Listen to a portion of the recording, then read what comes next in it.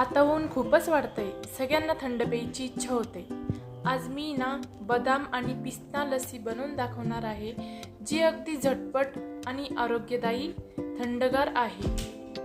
सुरुवातीला मी दही घेतले, त्यामध्ये साखर टाकली, नंतर मी बर्फ टाकला, त्याच्यामध्ये बारीक केलेली इलायची टाकली, त्यानंतर मी सर्व साहित्य बारीक करून घेतले।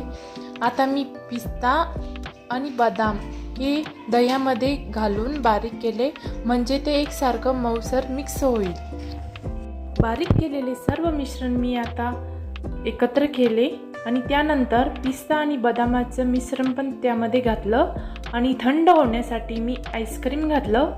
शेवटी मी बदाम आणि पिस्त्याचे तुकडे वरून घालून सजवलं, त्यामुळे एक वेगळीच चव येते।